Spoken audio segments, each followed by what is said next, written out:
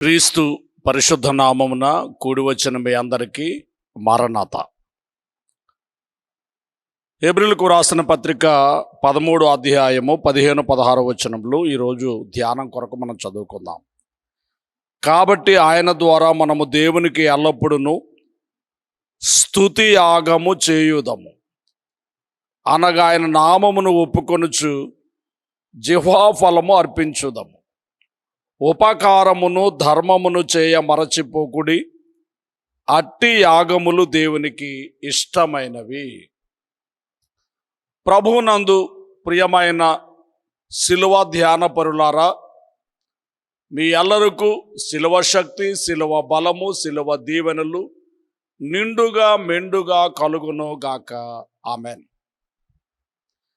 నిన్నటి దినమందు బలులు అర్పణ చేసేటటువంటి స్థలము బలిపీఠమును గూర్చి, పాత నిబంధన భక్తులు బలిపీఠములను కట్టి బలును అర్పించినారు అని, యేసుక్రీస్తు ప్రభువు శిలువ బలిపీఠము మీద బలి పశువు వలె ఆయనే బలి అయి మనందరికీ గొప్ప రక్షణ దయచేసినారని, నేటి క్రైస్తవుడు మరి దేవుని చిత్తమును బట్టి ప్రార్థనా బలిపీఠములను కట్టి బలమైన ప్రార్థనలు చేయవలనని, తమ్మును తాము దేవునికి సజీవయాగముగా బలి అర్పణ చేసుకొనవలెను అని ధ్యానము చేసిన సంగతిని ఒకసారి మీకు నేను జ్ఞాపకం చేయించి ఉన్నాను.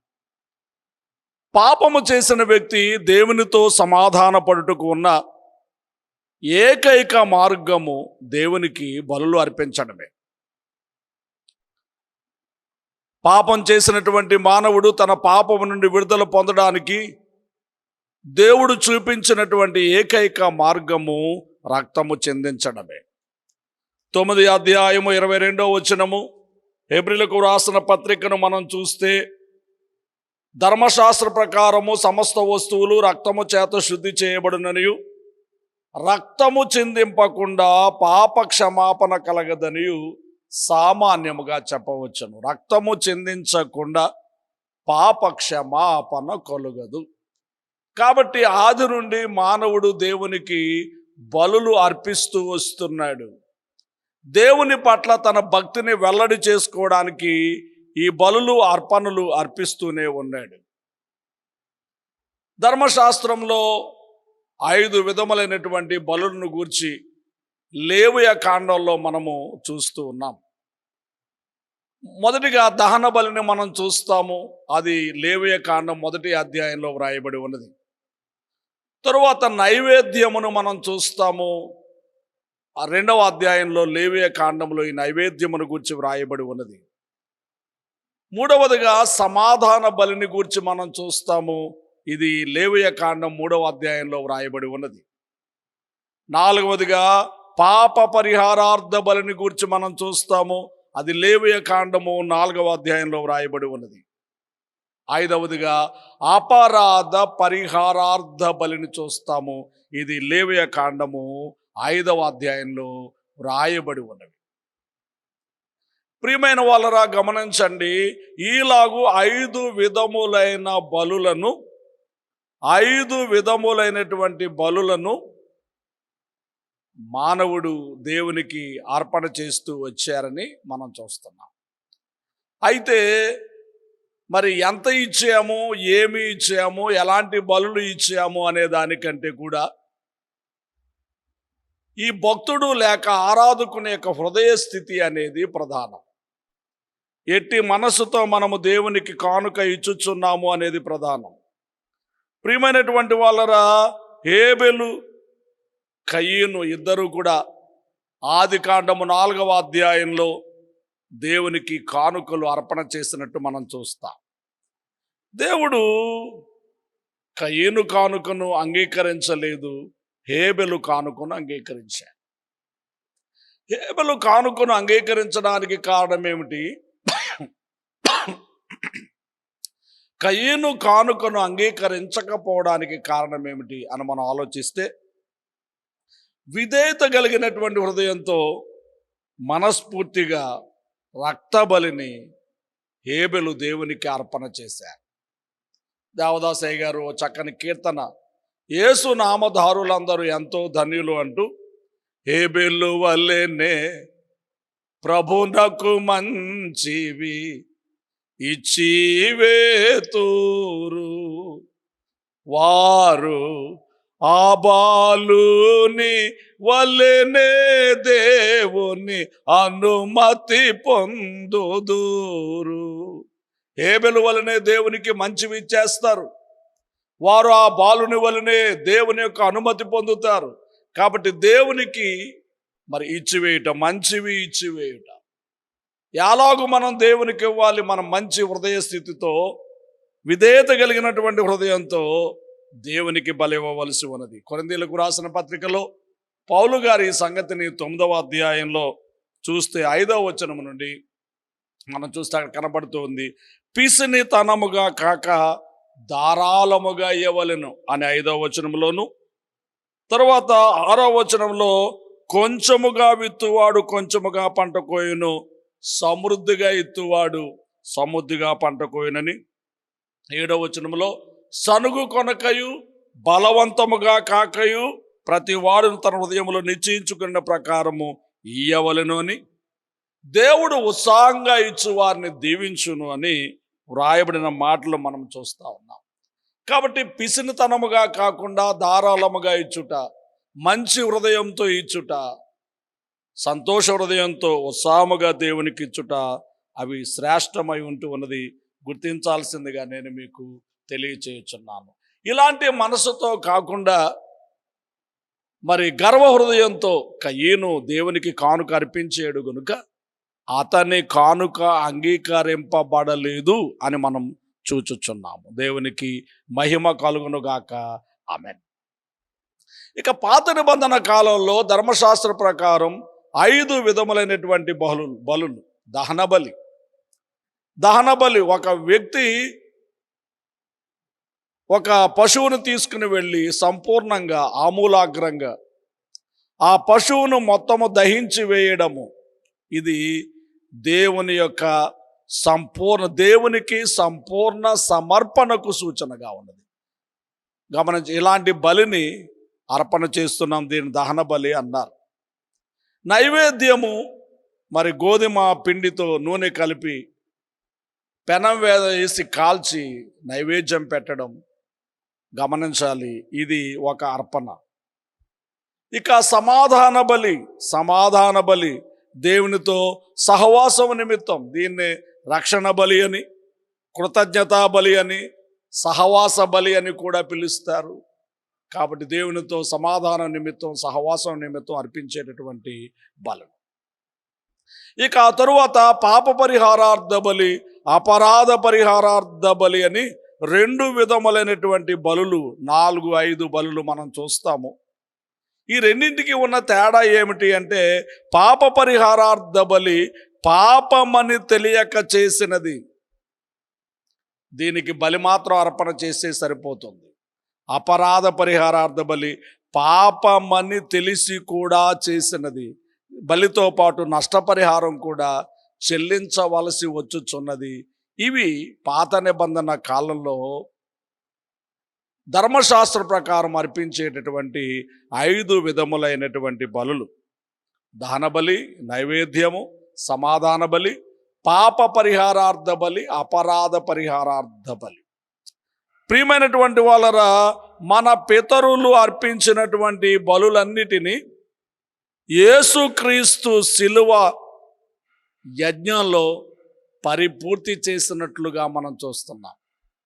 ఆరంభించినది దేవుడే, ముగించినది కూడా దేవుడే. ఆయనే ఏదైనా తోటలో పాపములో పడిపోయిన మానవుల యొక్క దిశమలను లేక వారి సిగ్గును కప్పడానికి 2 నిర్దోషమైన గొర్రె పిల్లలను వధించి చర్మపు చొక్కాయలను చేయించి వారికి తొడిగించెను అనే మాట మనం చూస్తున్నాం. ఆ విధంగా ఆరంభించబడినటువంటి ఆ బలిని ప్రభువే పరిపూర్తి చేసినట్లుగా మనం హెబ్రీయులకు రాసిన పత్రికలో 7వ అధ్యాయాన్ని చూస్తే ఈ మాటలు మనకు కనబడుతూ ఉన్నాయి. హెబ్రీయులకు రాసినటువంటి పత్రికలో 7 అధ్యాయం 26 నుండి మనం చూస్తే, పవిత్రుడు, నిర్దోషి, నిష్కల్మషుడు, పాపులలో చేరక ప్రత్యేకంగా ఉన్నవాడు, ఆకాశ మండలం కంటే మిక్కిని హెచ్చైన వాడునైనా ఈటి ప్రధాన యాజకుడు మనకు సరిపోయినవాడు. ధర్మశాస్త్రం బలహీనత గల మనుషులను యాజకులుగా నియమించును గాని ధర్మశాస్త్రములకు తరువాత వచ్చిన ప్రమాణపూర్వకమైన వాక్యము నిరంతరమును సంపూర్ణ సిద్ధి పొందిన కుమారుని నియమించను కనుక ఈయన ఆ ప్రధాన యాజకుల వలె మొదట తన సొంత పాపముల కొరకు, తరువాత ప్రజల పాపముల కొరకును దినదినము బలును అర్పింపవలసిన అవసరము గలవాడు కాడు. తన్ను తాను అర్పించుకున్నప్పుడు ఒక్కసారి ఈ పని చేసి ముగించెను. ఈ పని చేసి ముగించెను. దేవునికి స్తుతి కలుగును గాక, దేవునికి స్తోత్రము కలుగును గాక. ఆమెన్. ప్రభు ఒక్కసారి ఈ పని చేసి ముగించారు. ఇక ఈ బలులు అర్పించవలసిన అవసరత లేదు. ఆయనే మన నిమిత్తం బలి అయిపోయారని పౌలు గారు ఎఫెసీయులకు రాసిన పత్రికలో కూడా ఈ మాటలు 5వ అధ్యాయం 2వ వచనంలో, క్రీస్తు మిమ్మును ప్రేమించి పరిమళ వాసనగా ఉండుటకు మన కొరకు తను తాను దేవునికి అర్పణముగాను బలిగాను అప్పగించుకొనెను. మన కొరకు అర్పణముగాను బలిగాను అప్పగించుకొనెను. కాబట్టి ఇక మనం బలులు అర్పింపవలసిన అవసరత లేదు.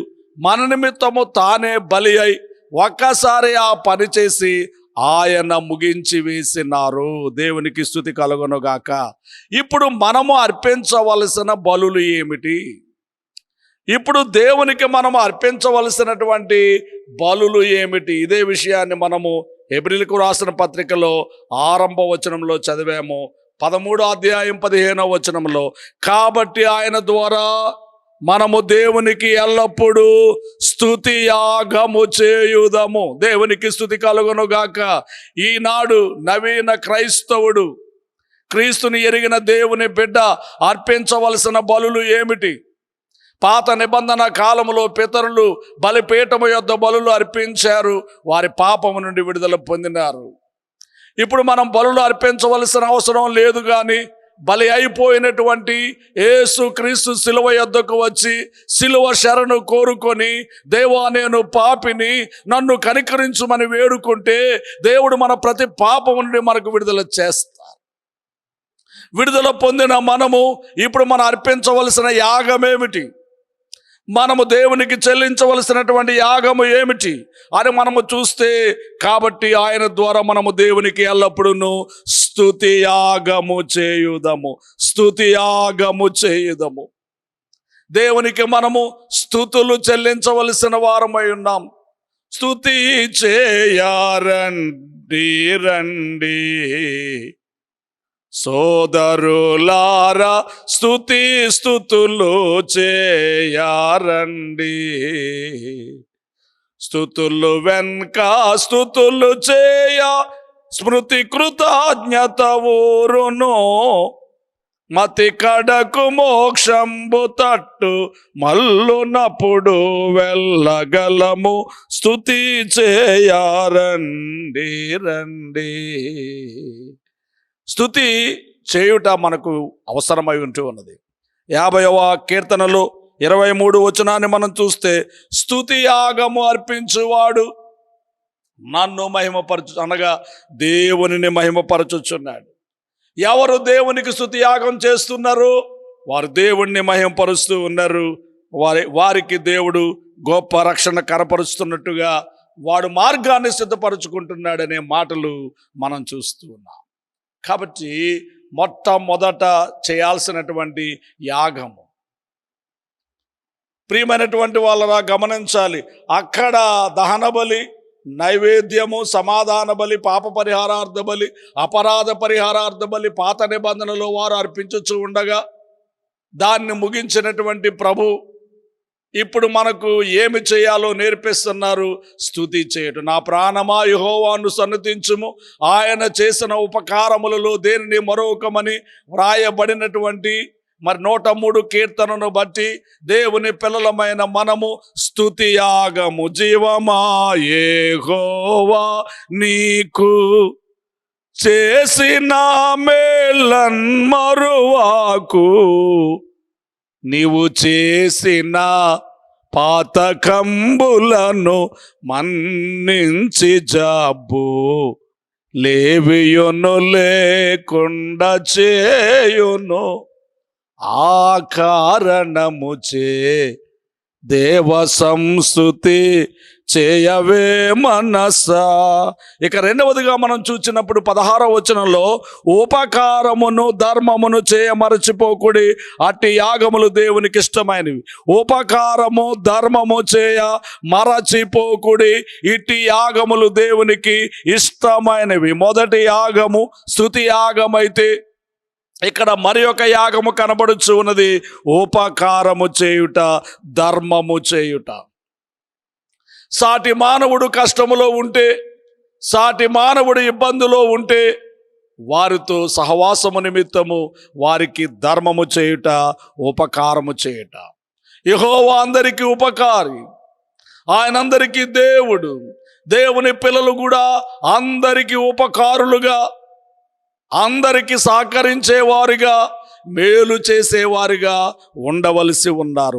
ఉపకార ధర్మయాగము, ఉపకార ధర్మయాగము. దేవుని పిల్లలు ఈ యాగములు చేయవలసిన వారై ఉన్నారు. నీకు కలిగిన దానిలో నుండి నీ తోటి మానవునికి ఎంతో కొంత సహకరించుట, ఉపకరించుట, ఇది ప్రతి క్రైస్తవుడు చేయాల్సిన యాగములలో ఒక యాగమై ఉన్నది గుర్తించాలి. స్తుతి యాగము, రెండవది సాటి మానవునికి సహకరించేటటువంటి ఉపకార ధర్మయాగము గుర్తించాలని మీకు మనవి చేస్తూ ఉన్నాను.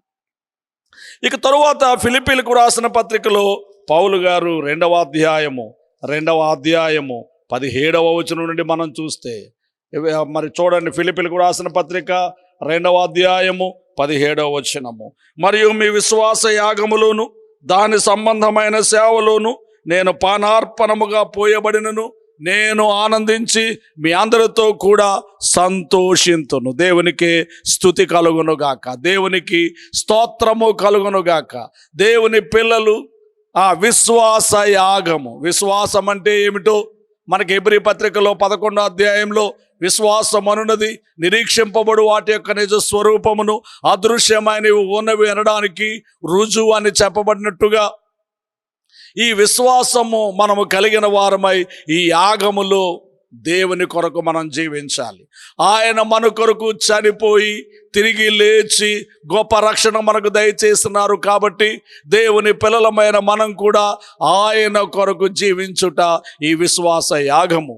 ఆయన యందలి విశ్వాసములో సాగిపోవుట ఈ విశ్వాస యాగము. భక్తుడు పాడుతున్నారు, అర్పించెను తన ప్రాణము నాకై, రక్షించెను నా ప్రియ ప్రభువు, అర్పించెను తన ప్రాణము నాకై, రక్షించెను నా ప్రియ ప్రభువు, అర్పింతును నా యావజ్జీవము రక్షకుడేసుని సేవింప, అర్పింతును నా యావజ్జీవము రక్షకుడేసుని సేవింప, యేసుని కొరకై ఇలా జీవించేదా, బాసురముగానే నన్ను దినము.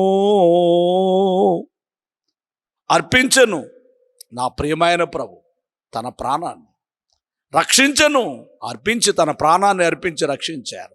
నేనేం చేస్తాను ఇప్పుడు? రక్షించిన నా ప్రియ ప్రభువు కొరకు అర్పింతురు నా యావజ్జీవం. ఇదే విశ్వాస యాగము. దేవుడు నిన్ను రక్షించి నీకు గొప్ప రక్షణ దయచేసి తన కృపలో వర్ధల చేయుచుండుటను బట్టి దేవుని కొరకై నిత్యము జీవించుట, ఆయన కొరకై సాగిపోవుట, ఆయన కొరకై మన ప్రాణమంతటిని, మన జీవమంతటిని అర్పణ చేయుట, ఇది అవసరమై ఉంటూ ఉన్నది. ఇది విశ్వాస యాగం. 1 స్తుతి యాగము, 2 ఉపకార ధర్మయాగము, 3 విశ్వాస యాగము.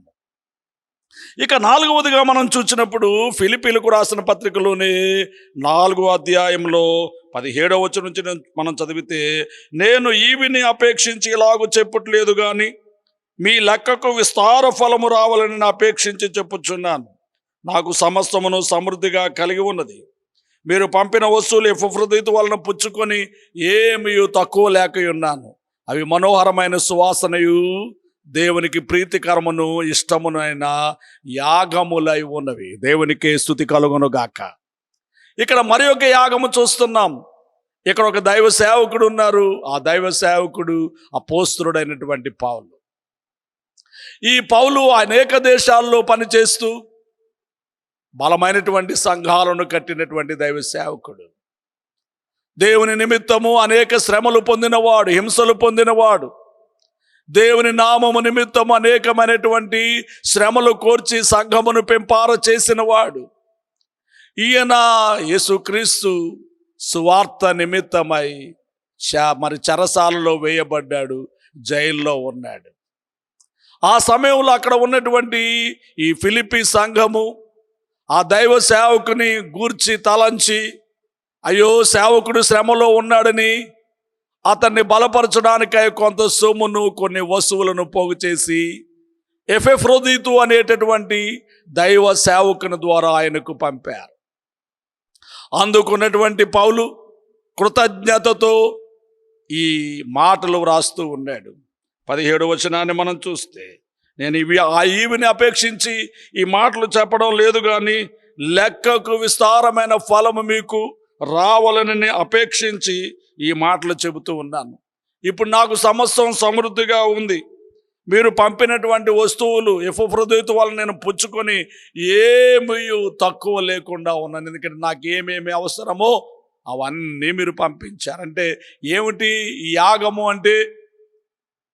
పని చేయుచున్న సేవకుడు, కష్టపడి పని చేయుచున్న సేవకుడు, దేవుని కొరకై జైలును అనుభవించుచున్న సేవకుడు, అవమానములను పొందుచున్న సేవకుడు, దేవుని సువార్త నిమిత్తమై అనేక శ్రమలను పొందుచున్న సేవకుడు, అతని అవసరత ఏమిటో, అతని ఇబ్బంది ఏమిటో, అతని ఇక్కట్టు ఏమిటో తెలుసుకొని కష్టములో ఉన్న సేవకునికి సహకారము చేయుట, కష్టములో ఉన్న సేవకునికి సహకారము చేయుట ఈ యాగమై ఉంటూ ఉన్నది. సేవకుని అవసరాన్ని ఎరిగి, కష్టాన్ని ఎరిగి అతనికి సహకరించుట ఈ యాగమై ఉన్నది. కనుక ఈలాగా అక్కడ ఉన్న సంఘము ఎఫ్రదీతు అనేటటువంటి ఒక వ్యక్తి ద్వారా ఈ యొక్క కానుకను పంపి ఉండగా, లేక వస్తువులను పంపి ఉండగా చెబుతున్నాడు, నేను ఇంటి వద్ద ఏ విధమైన సమృద్ధితో ఉన్నాను, జైల్లో ఉన్నప్పుడు కూడా అదే విధమైన సమృద్ధితో ఉన్నాను. మీరు పంపిన వస్తువులను బట్టి నాకేమీ కొదువ లేదు. అవి ఎలా ఉన్నాయంటే మనోహరమైన సువాసన. ఒక దహన బలిని అర్పించినప్పుడు, అనగా కృతజ్ఞతా బలిగా నోవహు బలిని అర్పించినప్పుడు ఆ సువాసనను ఆగ్రానించి ఇకను భూమిని నాశనము చేయను అని చెప్పినట్టుగా, ఇక్కడ ఈ యొక్క మరి ఈ యాగము కూడా ఎలా ఉంది అంటే అది మనోహరమైన సువాసనయు దేవునికి ప్రీతికరమును ఇష్టమునైన యాగముల వలె ఉన్నవి. దేవునికే స్తుతి కలుగునుగాక. ఆమేన్. కాబట్టి దేవునికి మనం అర్పణ చేయుట, మాకై వాడు కొన్నిడి రూకల్ వ్యర్థం బగును, నీకై అప్పుగా నెచ్చు నిఖిల వస్తువులు, శ్రీకారంబగు నిత్య శ్రేష్ఠాదన నిధియై పైలోకంబు నందుండు లోపంబు లేక, స్తుతియు మహిమయు నీకే క్షితి కిందివి కిన్నీటిన్ వితాతి కిన్ కార్తావై వెలయు మా దేవా. దేవునికి స్తుతి కలుగును గాక. గమనించండి. ఇక 5వ యాగము ఏమిటి అంటే, రోమీలకు రాసిన పత్రికలో 12వ అధ్యాయము 1వ వచనాన్ని మనం చూసినప్పుడు ఇక్కడ పౌలు గారు ఒక చక్కని యాగమును తెలియజేస్తూ ఉన్నారు. చూడండి. కాబట్టి సహోదరులారా, పరిశుద్ధమును దేవునికి అనుకూలమునైన సజీవ యాగముగా మీ శరీరమును ఆయనకు సమర్పించుకునుడని దేవుని వాత్సల్యమును బట్టి మిమ్మును బతిమలాడుకుని. సజీవ యాగం, సజీవ యాగం అంటే సంపూర్ణ సమర్పణ. దేవుని కొరకు మనం సంపూర్ణంగా సమర్పణ చేసుకోవడం, అక్కడ పాత నిబంధనలు 5 విధములైన బలులు, దహన బలి, నైవేద్యము, సమాధాన బలి, పాప పరిహారార్థ బలి, అపరాధ పరిహారార్థ బలి, 5 విధములైన బలులను ఆ దినములలో వారు అర్పించగా వాటిని పరిపూర్తి చేసిన దేవుడు 5 యాగములను మనకు నేర్పించారు. 5 యాగములు మనం చేయవలని మనకు తెలియచేశారు. ఏమిటా యాగములు అంటే స్తుతి యాగము, ఉపకార ధర్మ యాగము, విశ్వాస యాగము, అలాగే సేవకుని కష్టమును గుర్తించి మరి వారికి చక్కని ఈవులను పంపించుట ఈవుల యాగము, ఆ తరువాత సజీవ యాగముగా సంపూర్ణముగా మనలను మనమే దేవునికి సమర్పణ చేసుకునుట సంపూర్ణ సమర్పణ. ఇట్టి యాగములు దేవునికి ఇష్టమై ఉన్నవి. ఇట్టి యాగములు దేవునికి ఇష్టమై ఉన్నవి. నేటి కాలమందు బలులు అర్పించవలసిన పని లేదు, కానీ బలి అయిపోయినటువంటి ఆ దేవుని కొరకు మనము యాగములు చేయుట, స్తుతించుట, ఉపకార ధర్మము చేయుట, విశ్వాసము కలిగి ఉండుట, సేవకుని కష్టములు ఈవులు సహకరించుట, సజీవ యాగంగా మనమే దేవునికి సమర్పణ చేసుకునుట, ఈ పంచ యాగముల ద్వారా దేవుడు మనలను దీవించి నడిపించును గాక, రాకడ కొరకు మనలను సిద్ధపరచును గాక. ఆమేన్. తండ్రి, ఈ మాటలు బిడ్డల అంతరంగములలో ఫలింపు చేయి. పాత నిబంధన కాలపు బలులు నేడు చెల్లించవలసిన అవసరం లేదు, కానీ కొత్త నిబంధనలో నవీన కాల సంఘము యాగములుగా స్తుతి యాగము, ఉపకార ధర్మయాగము, విశ్వాస యాగము, ఈవుల యాగం, సజీవ యాగముగా తమను తాము దేవునికి సమర్పణ చేసుకోగలిగిన భాగ్యవంతమైన స్థితి నాకు మాకు దయచేయి. యేసుక్రీస్తు నామములో వేడుకొనుచున్నాము తండ్రి. ఆమేన్. పరలోకమందున్న మా తండ్రి, మీ నామం పరిశుద్ధపరచబడును గాక, మీ రాజ్యము వచ్చును గాక, మీ చిత్తం పరలోకమందు నెరవేరుచున్నట్లు భూమి యందు నెరవేరును గాక. మా అనుదినాహారమును మాకు దయచేయి. మళ్ళీ అపరాధములు చేసిన వారిని మేము క్షమించున్న ప్రకారం మా అపరాధాలను క్షమించుము. మామను శోధనను తేకుముక్కి నుండి తప్పించుము. రాజ్యము, శక్తి, మహిమ నిరంతరము నీవే అయ్యున్నవి. ఆమెన్. ప్రవేశు రక్తమునకు జయము, అపవాదికులకు లయము. ప్రవేశు రక్తమునకు జయము, అపవాదికులకు లయము. ప్రవేశు రక్తమునకు సంపూర్ణ విజయం, అపవాదికులకు అనంతకాల నాశనం. హల్లెలూయా, హల్లెలూయా, హల్లెలూయా. స్తోత్రం, స్తోత్రం, స్తోత్రం. Amen, amen, amen. మన తండ్రి అయిన దేవుని యొక్క ప్రేమ, రక్షకుడైన యేసుక్రీస్తు వారి యొక్క కృప, సహాయకుడుగా ఆత్మ తండ్రి అన్యోన్య సహవాసము కూడి వచ్చిన మనలకు ఆయన వెంబడించు వారందరికీ తోడై ఉండును గాక. ఆమెన్. మరణత.